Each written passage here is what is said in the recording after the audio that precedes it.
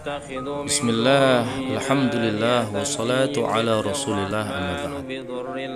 Qala Nabi sallallahu alaihi wasallam, sab'atun yudhilluhumullahu fi dhillihi yawma la dhilla illa dhilluh. Kata Nabi Muhammad sallallahu alaihi wasallam, ada 7 golongan yang nanti di akhirat akan mendapatkan pertolongan atau naungan dari Allah Subhanahu wa taala, yang di hari itu tidak ada pertolongan atau naungan kecuali naungannya Allah Subhanahu wa taala. Yang pertama, kata Nabi Muhammad sallallahu alaihi wasallam, imamun adilun, seorang pemimpin yang adil, seorang pemimpin yang berbuat adil. Yang kedua, kata Nabi Muhammad sallallahu alaihi wasallam, wasyabun nasya'a fi ibadatillah, seorang pemuda atau pemudi yang mereka tumbuh di dalam ibadah ketaatan kepada Allah Subhanahu wa taala. Yang ketiga, kata Nabi Muhammad sallallahu alaihi wasallam, wa rajulun qalbuhu mu'allaqun bil masjidi idza kharaja minhu hatta ya'uda.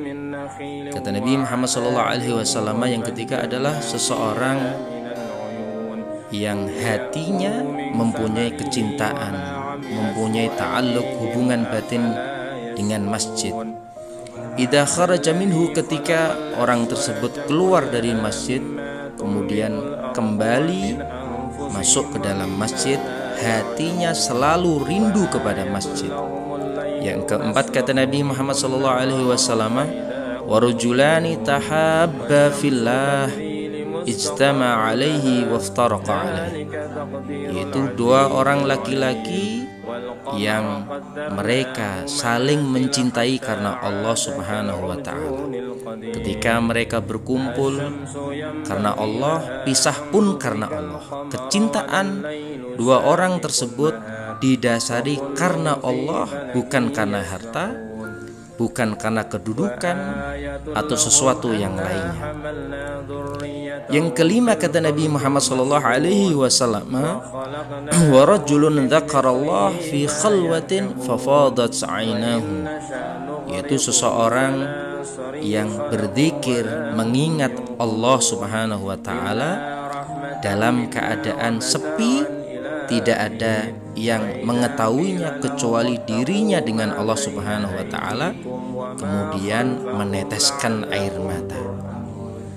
Yang keenam, kata Nabi Muhammad sallallahu alaihi wasallam, wa rajulun da'athu imra'atun dzatu mansabin wa jamalin ila nafsiha faqala inni akhafullaha rabbal alamin, yaitu seorang laki-laki yang diajak oleh seorang perempuan, digoda perempuan, yang mana perempuan tersebut punya kedudukan, punya kecantikan, punya harta, diajak untuk bermaksiat kepada Allah Subhanahu wa taala, akan tetapi seorang laki-laki tersebut mengatakan inni akhafullaha rabbal alamin, sungguhnya aku takut kepada Allah Subhanahu wa taala.